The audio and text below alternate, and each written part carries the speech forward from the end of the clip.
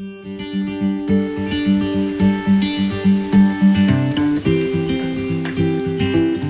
everyone, and welcome to 90% Native. My name is Michelle and I garden in Northern Virginia. Today I'm going to take you on a quick tour of my cutting garden. This is the side of my cutting garden, which is right in front of my driveway. And over here I used to have, and I still have, a few steeplebush right here. And I am swapping that section out for plants that like a drier environment. So the soil's really nice, and even though I've put wood chips and cardboard and leaves on this spot, it still is really dry and isn't really as much full sun as steeplebush want. So what I've done is I have put in some rosemary that I took from cuttings, and then I'm still working on the other plants that I am going to put in there. And then lining this bed in front of the cutting bed is a carex called Carex amphibola, and it likes a lot of moisture. It doesn't like dry, so I may be swapping these guys out for what is it? The prairie Carex. I'll put it up on the screen.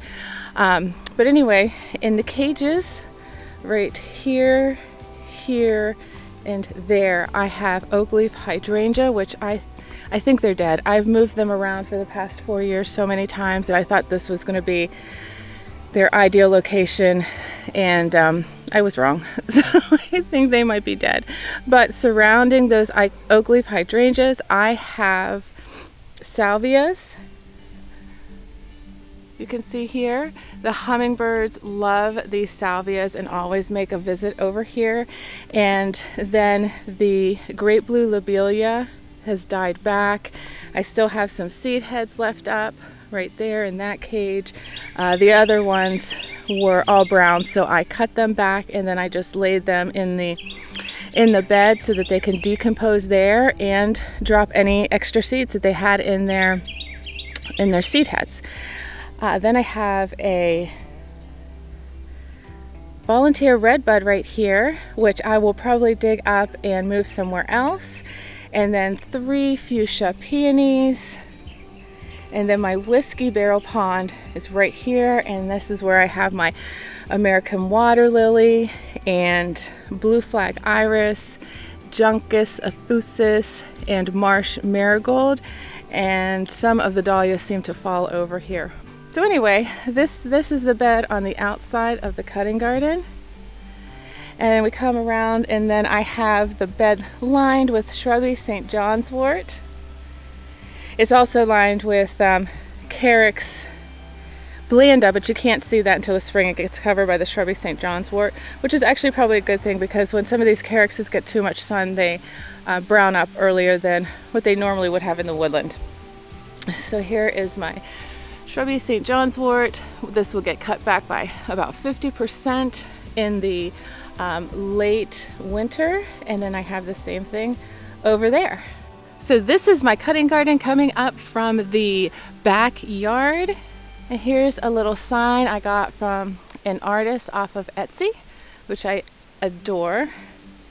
If I have her information, I will include it in the description.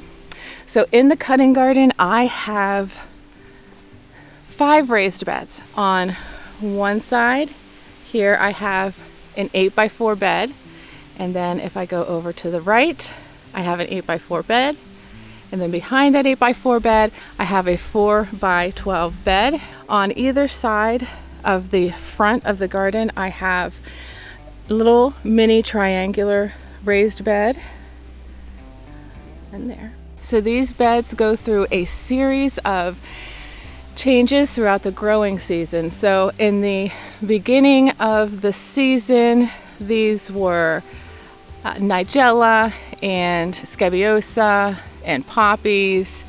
Over here I also had a different color of nigella. So now you can see they're summer sun-loving plants in the beds, and they're actually going over. Okay, so over here I have Ferns obsidian. We had a big storm yesterday and I lost some of my dahlia blooms, but here's Ferns Acidian. And then I have various purple dahlias, like this big one over here.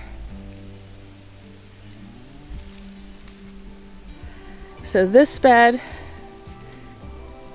is all dahlias. It actually looked a lot more floriferous yesterday before the storms. And then if we go back and look at the back 4x4 section, this is a cover crop of red crimson clover. So that when I cut that back, I'll just leave it on the soil. I'll probably put a bag of compost on it, because I put a bag of compost on each one of these 4x4 sections every fall, and some of the fall leaves. And then that puts nitrogen, that red crimson clover puts nitrogen back in the soil. I'm going to do more of that next year. And this bed was a test bed. I was testing some Chelsea chop things here, and I didn't keep up with it, so it just turned into a pollinator magnet garden. And so this is bone set. I'll put the scientific names up, and I'll save this for seeds. This is New England aster seed heads, and then here's some grape blue lobelia seed heads.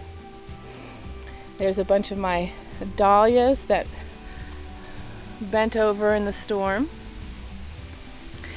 Okay, so now for the back of the bed, this was supposed to be red, orange, and yellow.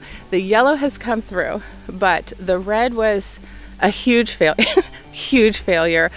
In there right now, I have some turtle heads that I grow for seeds in the back, but this was supposed to be like red, really bright red zinnias. In the spring I had red gladiolas and red dahlias I grew from seed, and just nothing worked. So these front little guys, I think that's Super Bina, I just picked up to add some red. I picked it up from the garden center. So this was supposed to be the orange bed, and I did get some orange out of it. I have these enormous Mexican sunflowers. Next year there's only going to be one in there. For some reason every year I plant like 3, and because they're just so small first, and you know, it's just not the place to put 3 of these. So tons of Mexican sunflowers, and then I always have bumblebees sleeping in them overnight.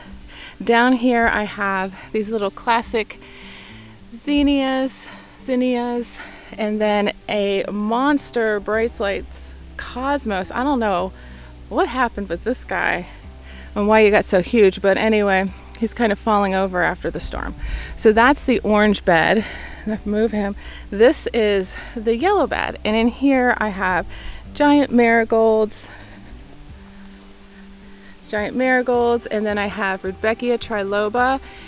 I think that is native, and I'm going to double check on that, and if so, I'm going to plant this plant out in the gardens to add fall color, because it really is putting on such a great show. And then I have some dahlias that I planted from seed. We only have 1 bloom right now, but there's a really pretty red one. But this was supposed to be all yellow, and I'm trying again next year for that color blocking rainbow effect. Over in the corner, I have some basils that are on their deathbed, and then some runner beans, which I didn't keep up with. So I'm going to go back to the front of the bed again and show you the other side. This 8x4 section currently is celosia, Bright Lights cosmos, little miniature zinnias. They're really cute. Here is some celosia. This is a random celosia. My cousin gave me these pretty pink celosia seeds, and then this one was in there as well. So anyway, just really pretty. The very small butterflies love these. And then walking back, we have more of the Bright Lights cosmos, which I really am going to plant a lot more of those in here next year, because I loved them so much. And then here are pink and white cosmos behind that. They've done really well this year, better than most years. I don't know, maybe because I staked him a little bit better, but next year, if you watched my cutting garden plans for spring of 2020, which I'll put a card up above, I am going to plant the I'm going to interplant cosmos with the dahlias so that the dahlias can kind of stake the cosmos. So I'm looking forward to that little trial next year. Okay, so then along this back side of the bed, I have different types of cherry tomatoes because I love cherry tomatoes. I have sun gold. Take one of those, that looks good. Blue, these ones, blueberries. And then these yellow ones are Berry's Crazy Cherries. And then on the very end, I have Matt's Wild Cherries. And all around the cutting garden, I have 5-gallon buckets. In those 5-gallon buckets are dahlias. This one is Poodle Skirt. It's gone over. I'll get new blooms soon. It's really cute. And then up here, I have Fabulous. This is the first time it's bloomed because I had a problem with whitefly early in the season. Let me see if I can get it. There we go. And the color is really spectacular. So that's Fabulous from Swan Island Dahlias. And next to these dahlias, I have Holy Basil, which smells absolutely insanely delicious. I will never have a garden without Holy Basil again. And then I have oregano and borage. This little triangular bed has gomphrena, which have been producing all summer long and have just looked fantastic. And then we have straw flower, and then we have a black-eyed Susan vine that just now started blooming on both sides of the bed. I have 2 dahlias up here. This one is, what's this one? Oh, this one's called Dad's Favorite. I don't really have a good bloom of this, but this is Purple Taejo. And then another triangle garden with straw flower and more of the black-eyed Susan vine. And here's Star Child dahlia. In case you've ever been confused on what is a spent bloom or what is a bud, this is a spent bloom. It usually has like a cone shape to it. The buds have round shapes. And then here we have, I think this is Verone's Obsidian with Bumblebee. The pollinators love these single dahlias. Then we have Peggy Jean. This is Yellowbird. I love this one. And then here is a Groovy. All these again are from Swan Island Dahlias. And this one is Holly Hill Black Beauty. Here are a couple oak trees that they were seedlings and I plucked them out of the ground and put them in pots. I'm going to put those in the back woodland area. Again, here's another look at Fabulous, and seriously, oh my goodness, there's a bee in there. Look.